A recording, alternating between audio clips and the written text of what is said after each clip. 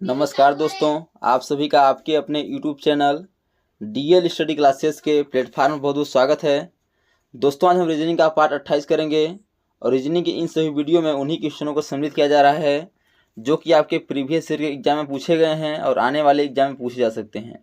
तो जाके आप लोग रीजनिंग के इन सभी पार्ट को एक बार जरूर देखिए ताकि आपको एग्जाम में क्वेश्चन को हल करने में आसानी हो और पता चल सके कि किस प्रकार के क्वेश्चन हमारे एग्जाम में पूछे जाते हैं। दोस्तों, जो है रीजनिंग है यह आपका प्रैक्टिस का विषय है। आप रीजनिंग को जितना ही प्रैक्टिस करेंगे उतना ही आसान आपको लगने लगेगा। तो जाके आप लोग रीजनिंग के इन सभी पार्ट को देख कर एक बार प्रैक्टिस जरूर करिए ताकि आपको एग्जाम में क्वेश्चन को हल करने में आसानी हो। तो चलिए अपने क्वेश्चन की ओर आगे बढ़ते हैं। जैसे पहला क्वेश्चन दिया गया है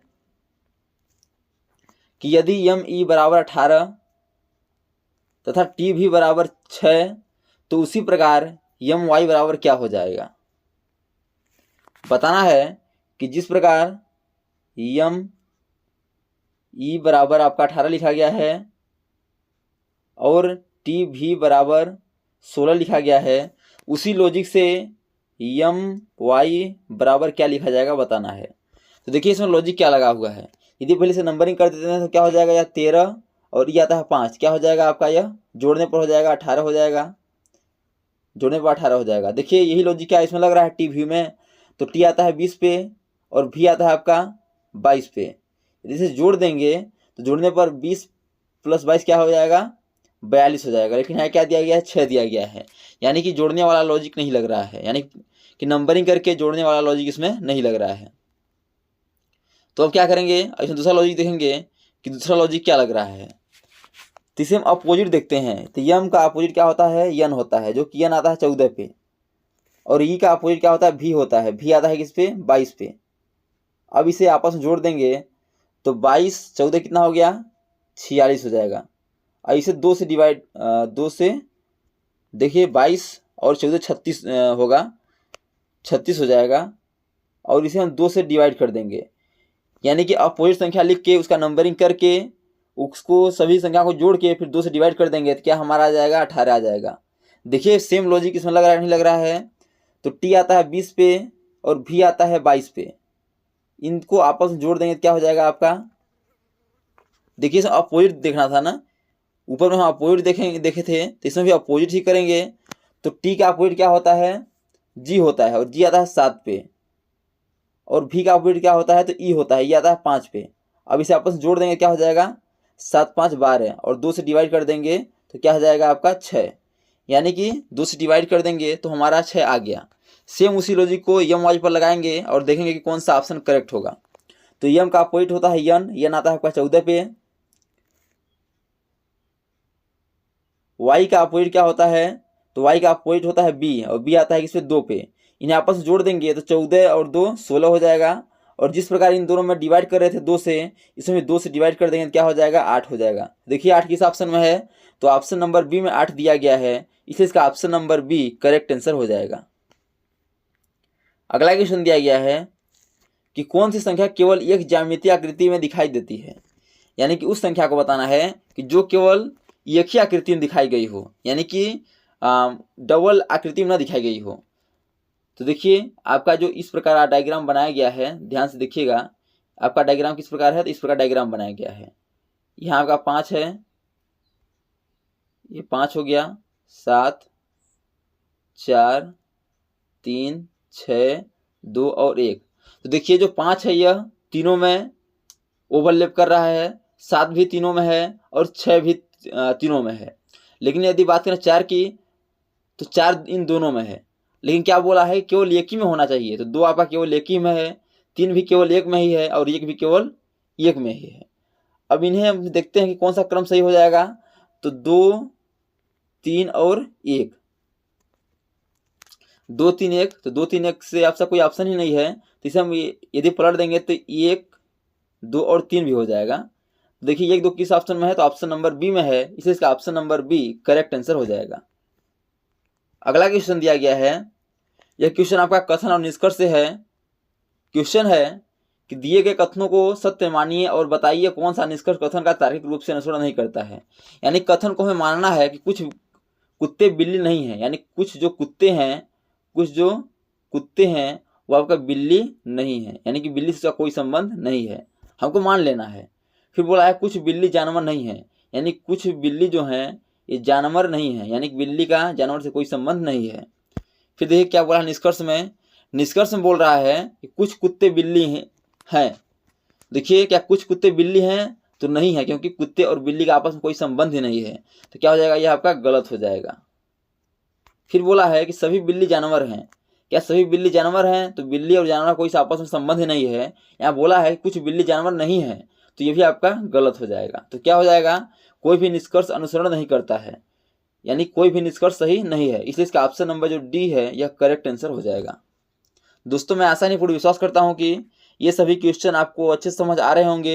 यदि क्वेश्चन में कहीं भी डाउट है तो आप लोग कमेंट बॉक्स जरूर बताइए, ताकि अगले आने वाले वीडियो में हम उस डाउट को अच्छे से क्लियर कर सकें। आपका अगला क्वेश्चन दिया गया है,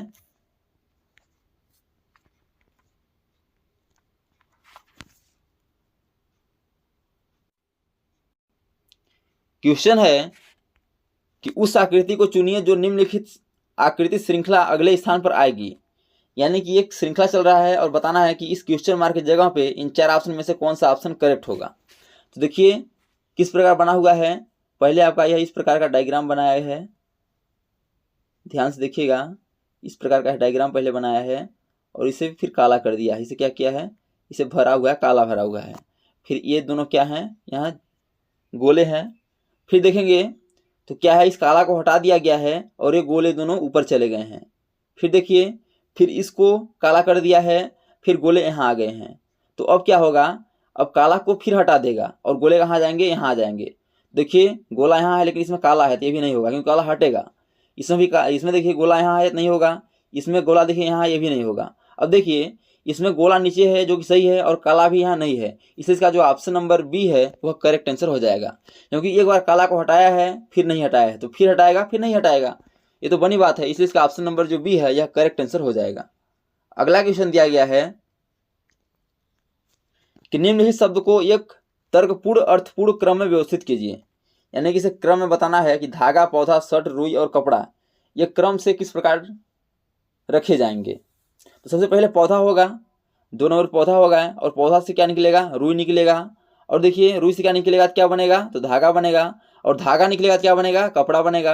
और कपड़ा से क्या बनता है, शर्ट बनता है। ये तो आपका बहुत इजी सवाल है। 2 4 1 5 3, 2 4 1 5 3 ऑप्शन नंबर ए में ही दिया गया है, इसलिए इसका option number A correct answer हो जाएगा। अगला क्वेश्चन दिया गया है, क्वेश्चन है कि अंग्रेजी वर्णमाला में अक्षर के और यस के मध्य में स्थित अक्षर के दाएं और 5वां अक्षर कौन सा होगा, यानी के और यस के बीच। तो के, यल, यम, यन, ओ, पी, क्यू, आर, यस। क्या बोला है, के और यस के बीच, इतना ही चलेंगे। फिर क्या बोला है, उनके मध्य, मध्य यानी बीच में। तो देखिए 2 4 यहाँ से हो गया और 2 4 यहाँ से हो गया, तो मध्य में क्या है, ओ है। फिर क्या बोला है, अक्षर के दाएं और 5वां, यानी कि इधर से ओ से हम दाएं जाएंगे तो 5वां क्या होगा। तो देखिए आपका ओ के बाद पी, 1 2, ये आपका 2, फिर 3, फिर 4, लेकिन क्या बोला है 5वां, तो 5वां आपका आगे क्या जाएगा, यस के बाद क्या होगा, टी होगा।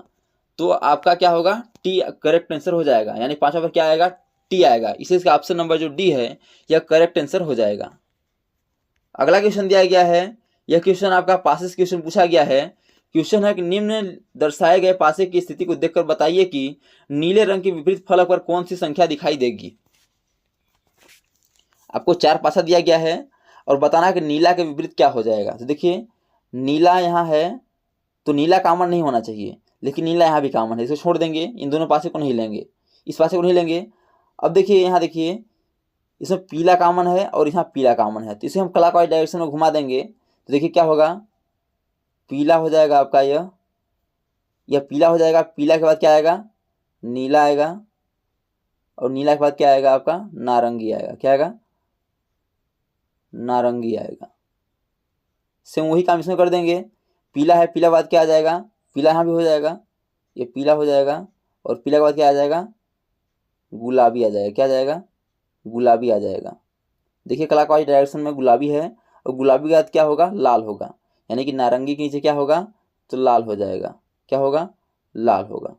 तो क्या बोला है आपका, बोला है कि नीले रंग के विपरीत कौन सा रंग दिखाई देगा। तो नीला के विपरीत क्या है, गुलाबी है।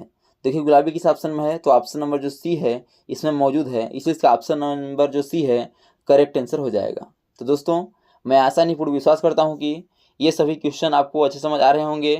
यदि क्वेश्चन में कहीं भी डाउट है तो आप लोग कमेंट बॉक्स में ज़रूर बताइए, ताकि अगले आने वाले वीडियो में हम उस डाउट को अच्छे से क्लियर कर सकें। और दोस्तों इसी प्रकार के प्रीवियस ईयर के एग्जाम में पूछे गए रीजनिंग के क्वेश्चनों को पाने के लिए हमारे यूट्यूब चैनल को लाइक शेयर सब्सक्राइब कर बेल आइकन को प्रेस करना भूलिएगा, ताकि जब भी नई वीडियो अपलोड हो सबसे पहले नोटिफिकेशन आप तक पहुँचे। तो आज तक के लिए इतना ही, मिलते हैं नेक्स्ट वीडियो में, तब तक के लिए जय हिंद, वंदे मातरम।